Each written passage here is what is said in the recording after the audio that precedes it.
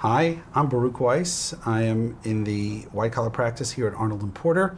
I was a federal prosecutor in New York for 18 years, and I was at Treasury where I worked very closely with OFAC, the office that is responsible for enforcing the Iran sanctions.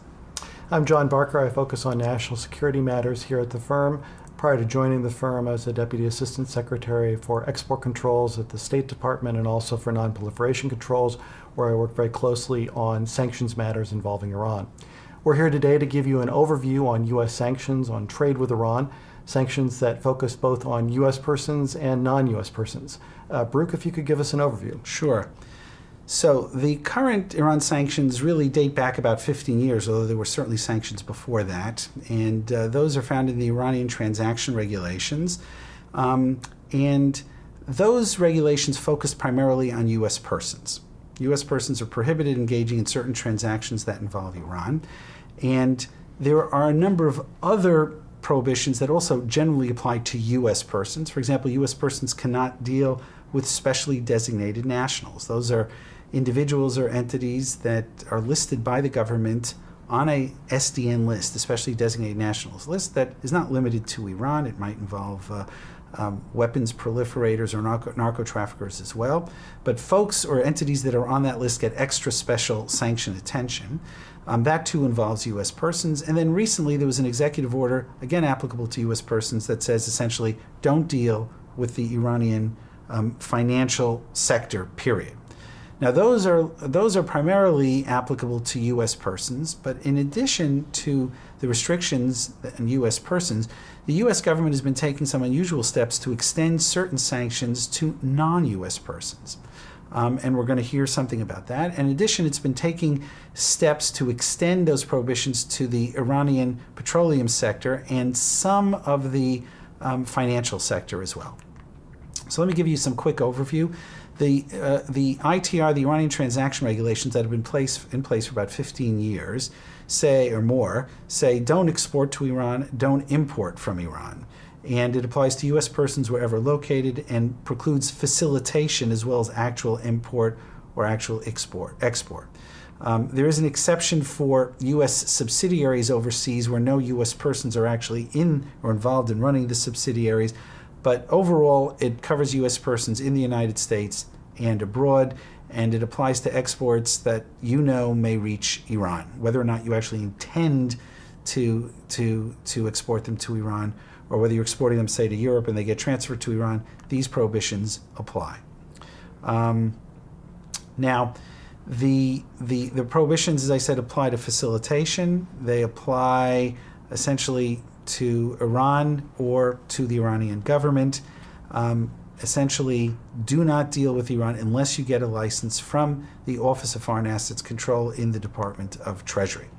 Now, that has been the backdrop of Iranian sanctions that apply to U.S. persons for some time now. The most recent extension of prohibitions that is primarily focused on U.S. persons is the executive order of a few months ago, February 2002, that essentially blocks all property or interests in Iranian financial institutions. So essentially it says U.S. financial institutions must block, freeze, restrain any funds that come out of the Iranian financial sector. It's designed to cut off the Iranian financial sector from international trade. Now, in addition to these prohibitions that primarily apply to U.S. persons, there have been a series of prohibitions that go back a few years that began to expand and include non-U.S. persons. CISADA, for example, Comprehensive Iran Sanctions and Accountability and Divestment Act from 2010, it says don't invest in the petroleum sector, even if you're a non-U.S. person, or you'll face U.S. sanctions. So that was the beginning. And there were some regs that were promulgated by OFAC, the Office of Foreign Assets Control, to implement that. Then there was an executive order in November that said not only don't invest in the Iranian petroleum sector, don't even deal with or sell or lease goods to the Iranian petroleum sector. Again, that applied even to non-U.S. persons, an unusual step for a government to take, to apply to its non-citizens or people who are not within the country. That then led to the NDAA, the National Defense Authorization Act, and for that I will hand over the clicker to John Barker. Great. So we've heard an overview of the restrictions applicable to U.S. persons, which have been in place for quite some time, an expansion of U.S. policy against Iran applicable to non-U.S. persons, and this was really carried to a much higher degree in the National Defense Authorization Act, Section 1245, which was signed by the President on New Year's Eve of 2011. What this prohibits is privately owned foreign financial institutions that knowingly conduct or facilitate significant financial transactions with the central bank of Iran. Those financial institutions may not do business in the United States. It's basically setting up a dichotomy. For foreign financial institutions, they can either do business with Iran or they can do business with the U.S. And this has been a very powerful tool in the U.S. approach to trying to influence Iranian behavior through an expansion of trade sanctions. This was implemented this year. The prohibitions started at the end of February in this year. The transactions basically prohibit petroleum-related transactions by non-U.S. financial institutions, applies to both private and government-owned financial institutions, and prohibits engaging in the sales or the facilitation of petroleum sales with products that will begin later this year. Perhaps most importantly, the regulations and the law includes a waiver provision which allows the president not to implement sanctions if there has been a price and supply of petroleum problem in the world. And what the provisions provide is that the president can waive the imposition of sanctions if there is not a sufficient supply of petroleum-related products from sources other than Iran. The president made a determination at the end of March of this year that there was a sufficient amount of petroleum available so that these sanctions can go forward. And indeed, there will be a continued review for sanctions provisions and waiver provisions. Most importantly, the sanctions provisions also include a waiver for countries that have reduced their petroleum purchases from the government of Iran. The whole goal behind the U.S. government here is to encourage Iran to change its behavior by putting pressure on sales from Iran, including in the petroleum area. And for a number of countries, such as Japan, that have reduced their petroleum purchases, the president has provided a waiver that they will not impose sanctions against financial institutions from those countries. Now, dealing with the federal regulations, we also have a parallel set of state regulations that require divestment of certain companies that deal in the petroleum industry in Iran, deal in the nuclear industry in Iran, and allows the states to put pressure on those companies by removing the ability for their pension funds to purchase stocks or shares in those companies. So we've talked about an overview of the sanctions. Now we can turn to the enforcement of those sanctions. I know, Baruch, you've been dealing with that a lot in the firm, as well as in your time at both the Department of Treasury and the Department of Homeland Security. So if you could give us an overview of the criminal sanctions applicable to Iran trade. Sure. The federal government can pursue either criminal or civil sanctions. OFAC can pursue civil sanctions directly on a strict liability basis, which means that even if you didn't realize you were violating the regulations, they can still impose some pretty nasty financial penalties. If you acted willfully, knowing that your conduct violated the prohibitions, then the government has the option of taking the case from OFAC, sending it over to the Justice Department, and prosecuting the case criminally. And as an example of how far the government is prepared to go in a criminal prosecution, I should mention the Banky case. Mr. Reza Banky was a client that we represented at trial. He was prosecuted in federal court in New York, the Southern District of New York, an Iranian who came to the United States as a teenager, eventually graduated from Princeton with a PhD, and went to work for McKinsey on Wall Street, and was arrested one day by the U.S. government because he had received significant amounts of money from his affluent family in Iran. The government decided to prosecute him despite the fact that there is an exemption in the reg for non-commercial family remittances. He was convicted of 5 felony counts at trial, The most important counts were reversed on appeal and now scheduled for retrial. And it's an important case because it illustrates a few things. One is the government is really prepared to go to extremes, even in situations where it just involved a family moving money out of Iran. And despite the fact that there's an exception for family remittances, if it's not done exactly right, the government is prepared to go so far as a criminal prosecution. And the other reason it's significant, especially to the Iranian American community, and we represent a large number of Iranians in the United States, is that the money in that case was moved not through banks but through currency brokers, which is the most common means that the Iranian community utilizes to move money. And it shows the very unsympathetic attitude that the U.S. government has towards the transfer method that is widely used by Iranians both in the United States and elsewhere outside of Iran. This case was just one example of a long line of civil and criminal banking cases that involved unauthorized processing of transactions that were subject to OFAC prohibitions.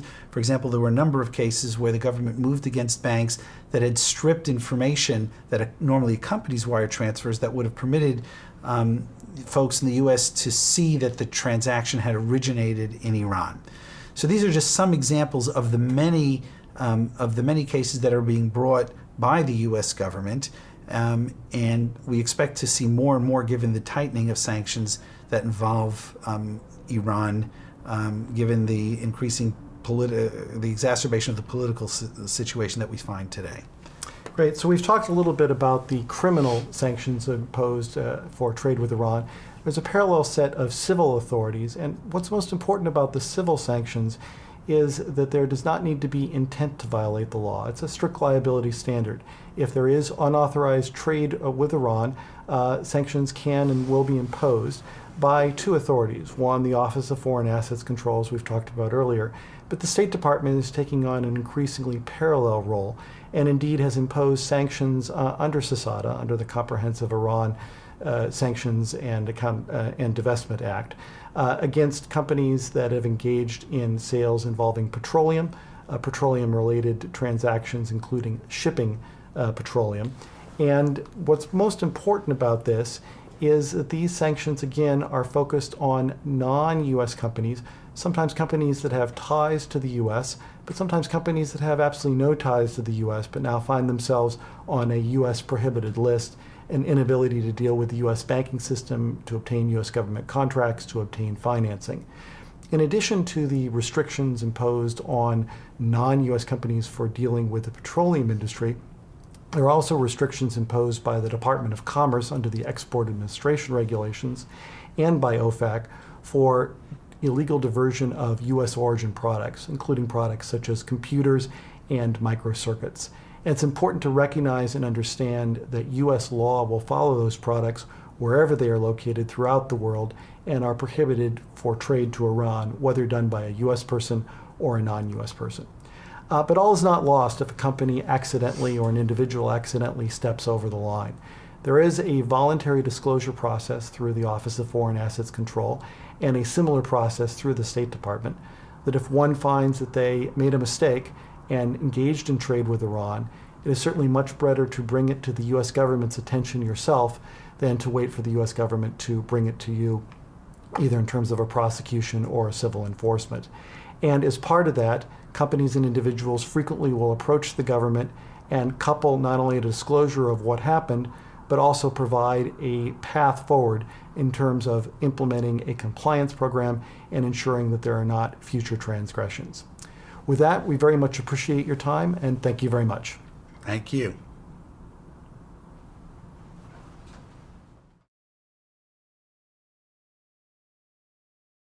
Early on U.S. persons.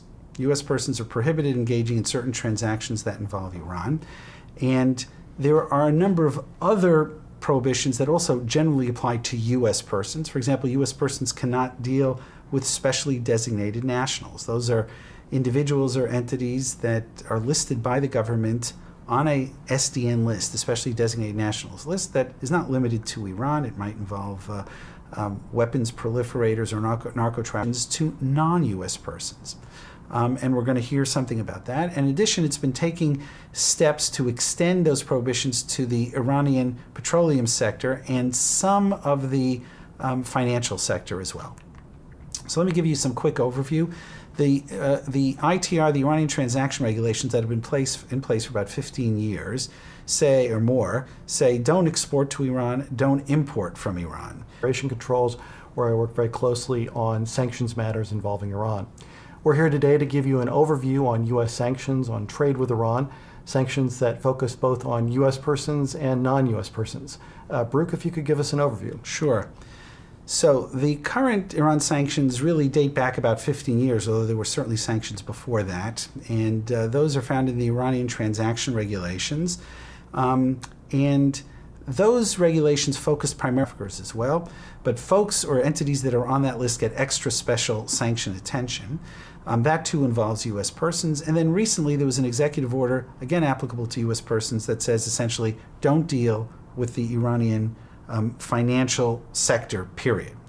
Now those are primarily applicable to U.S. persons, but in addition to the restrictions on U.S. persons, the U.S. government has been taking some unusual steps to extend certain sanctions. Hi, I'm Baruch Weiss. I am in the white-collar practice here at Arnold and Porter.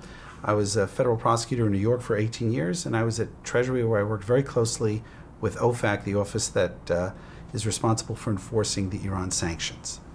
I'm John Barker. I focus on national security matters here at the firm. Prior to joining the firm, I was a Deputy Assistant Secretary for Export Controls at the State Department and also for non-proliferation.